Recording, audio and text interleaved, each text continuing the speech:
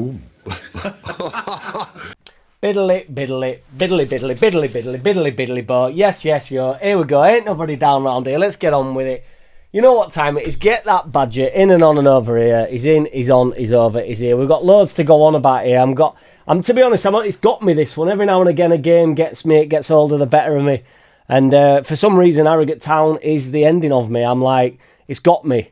So the game was a bit shit. Quick shit vid. Nobody do it how we does it. Ain't nobody down round here. However, there is a bit of a rant. I don't know where I'm going to go with it, how I'm going to stall it, where I'm going to end up with it. As we all know, there's going to be no edit. I'm not going to watch it back. So cue the slicing and dicing. And, if I trip myself up or if I contradict myself, I don't give a shit. This ain't no media channel. Quick shit vid. The game was shit. Everybody was a bit shit. And yet somehow the Twitterites are out at large.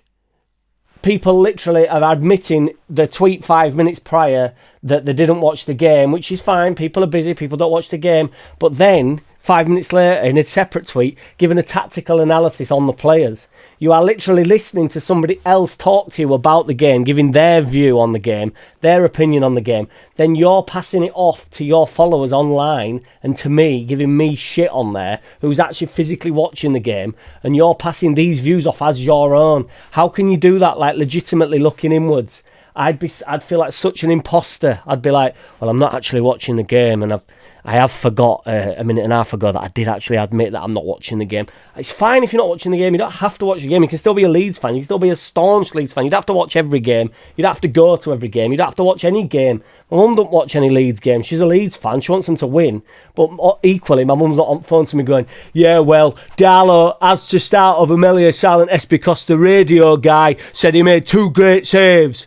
Now, granted, I ain't seen either of the saves, and they might have just been standard saves, and the commentator's trying to give it big licks, just trying to make something of the game, or he's maybe slightly overspoke or misspoke or whatever, got a bit giddy with himself. Schmidt is now the best player in the world. He's completed a few passes against Harrogate Town. I honestly don't know what planet these people are on. People saying that he has to start over Byram now, so Byram cannot be starting. So players like Byram, I get accused all the time of, you're just supporting old guard, you're following old guard. It's like, well, I don't know if Byram's part of old guard. He's sort of the new old guard. But, he's 31 years old. I don't think he's the future of Ellen Road. I don't think he's the future of Leeds United. But can we just accept that Byram's pretty mint? Pretty good strength in depth. Why is it like now Schmidt over? It's like, why does Byram take the hit for that? If you want Schmidt in, that's totally fine. But why does Byram take the hit? Then it becomes a criticism of Farke, like he doesn't understand. Like, this is always getting it wrong because Schmidt is the takeaway from that game. Yes, the game was shit. Yes, Schmidt didn't really do shit. But can he pass a ball 5 yards? Can he take a decent touch? And then what ends up happening is I look like I'm having a go at Schmidt. Look, Schmidt were all right yesterday. I'm excited to see him. I'd like him to play more, but I don't know why we have to sacrifice Byram. I don't understand how it the yin and yang, how it just goes like we have to drop the. You can't just go, I reckon get a lot more minutes, but we have to hit Byram up with it. It's like, how's he starting over Byram? It's like, what? How's he not starting over? Fine, whatever, but why is Byram now garbage? That's it. Byram, too negative. Schmidt, forward thinking, great on ball. All this, like, Byram's proved himself over however many years of how much of a good footballer he is. I said in my last video, and you can say whatever you want. You all pretend that you want strength in depth. You can't tell me Byram sat on bench, even in Premier League, playing 20 minutes for us every 3 weeks, ain't going to do a proper decent job. Byram's a proper decent footballer.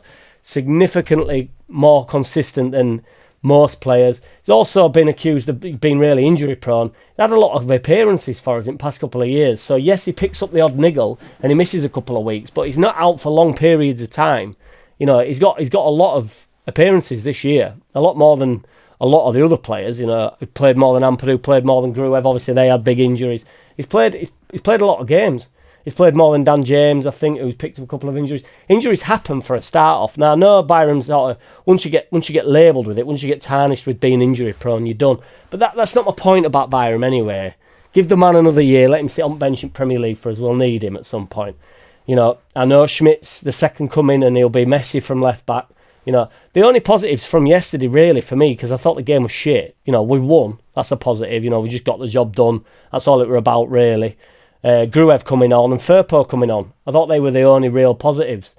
Joseph has actually divided the Twitterites now. So this is where they create scenarios where they can't be wrong. So you'll find these people that were just yarning on about Joseph. Last year, if Farke plays Joseph, we go up. Instant promotion if he plays Joseph. They've gone quiet about that now, but now they're just on about Schmidt, or they're just on about Darlow or whatever, but there's no talk of Joseph. So they just talk about wingers playing in the 10, even though nobody really did much of a job in the 10 last night. Joseph, I legitimately saw somebody on Twitter say, I mean, there's two things to this. If he scores that first one with his left foot and then James cuts it back to him for the second, he's banging on Farke's door for his opportunity in the next game. What do you mean? Neither of them things happened, number one. Number two, the second opportunity that people are on about, when Joseph's actually getting on my tits a bit, and I don't want to call Joseph out, but there's an ego to it, it just don't wash for me. I don't understand. He's throwing his arms up like this, like James is like not giving him the ball back. It was the heaviest touch to him. There's one of two things either happened. He's either played the ball deliberately heavy so that it goes too far so that James can't shoot and then cuts it back so Joseph gets his selfish tap in, or he's shit and the ball that he's played is totally shit and then he's just moaned about it anyway. It's like he views it, he moans on the pitch as though like, I'm not watching the game. I watched the pass. I've been in that scenario before. He'd be like, Jesus Christ, and thank God James is rapid. He gets there, manages to get a shot off, wins a corner, the keeper makes a save. Could have potentially done better with it, James, in terms of the shot. But, he wants it. He's in on goal, and then suddenly, but it's a 5-yard pass, man. Oh, you're either a goal scorer or you're not. This idea that, he's banging on Farke's door. Well, yeah, he's banging on Farke's door and you should be letting him shoot from halfway line, but Farke won't let him shoot from halfway line, will he? Because he plays boring football, and I think Joseph should be given free light, and once he sorts his goal scoring finishing out, it's like, there's no denying Peru, Peral, Perisley is going to get goals. He finishes well. It doesn't really matter what standard you're at. If Joseph goes and plays in League 2, he gets more goals on the basis that he gets more chances. But you're just in front of goal. A keeper's a keeper.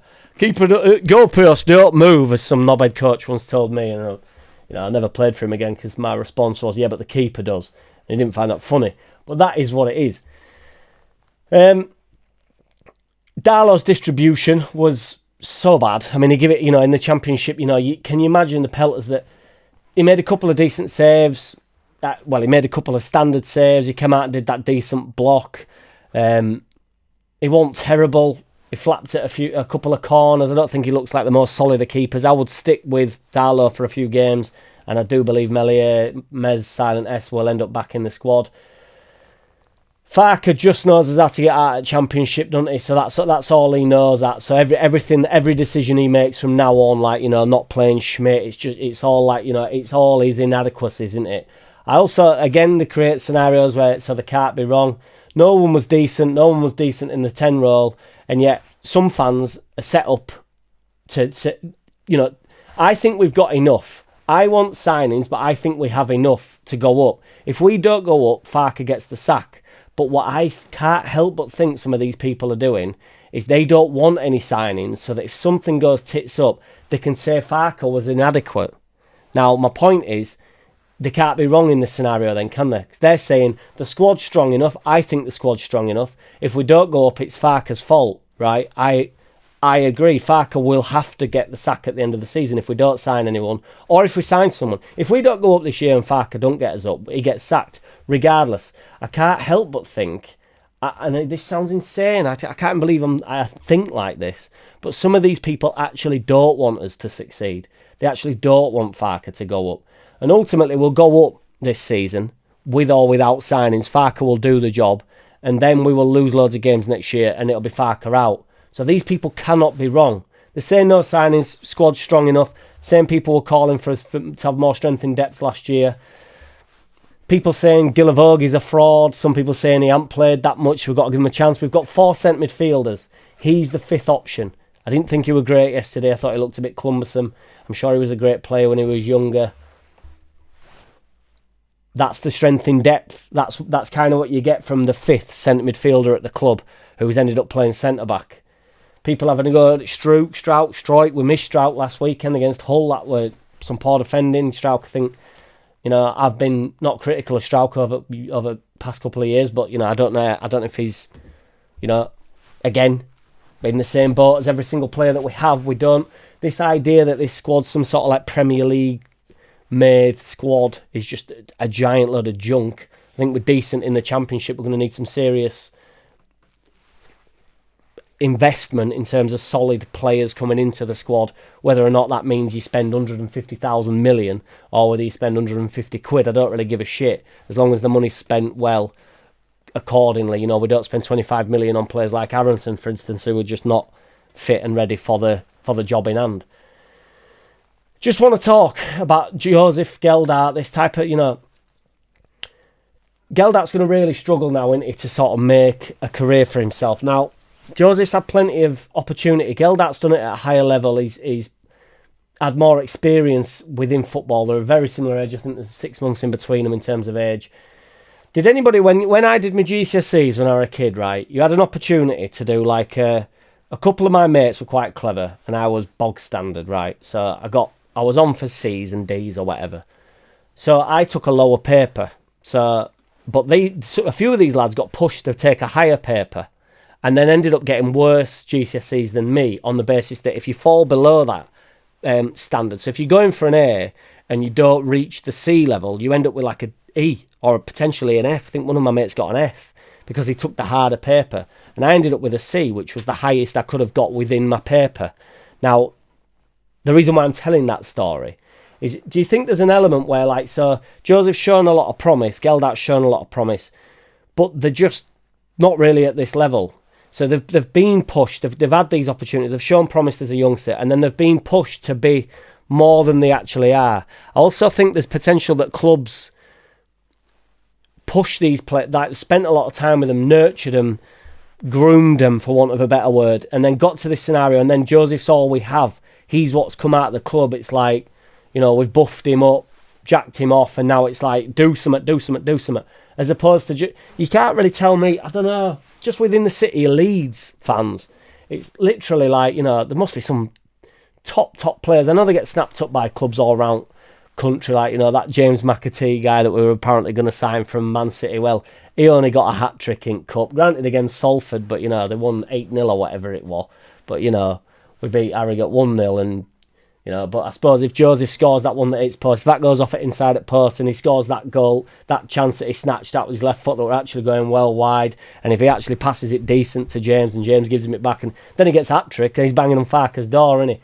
But anyway, I don't want to go back over that. My point is, you can push players to a level and then they drop below the C and then they end up, you know, who's going to take Geldart serious now? When we go up, do you genuinely, what happens to Joseph? Because he gets lost now. I actually feel for him in that sense. He genuinely gets, where does he go from here? I don't know. Do you know? Because he don't come up to the Prem with us, and if he does, he sits on the bench. The bloke might rip it up. People keep saying, oh, once he sorts his goal finished, he's finishing out and stuff. I think that's got to come early. Not seeing enough of it in general. He runs well, runs quite well with ball. I think he's terrible at holding ball up. He doesn't look very strong. I don't buy into like this young lad thing that much. I think there's an element where, you know, you can give him a little bit of leeway, the type of leeway that Geldart doesn't get, or Melier don't get, who's still a young keeper in the grand scheme of things. Nonto's still a young man, he's not getting it. He don't get the privilege, the time that other people get. I don't know, just maybe, you guys are wrong about Joseph. Maybe. Boom. JackCity, bitch. JackCity, bitch.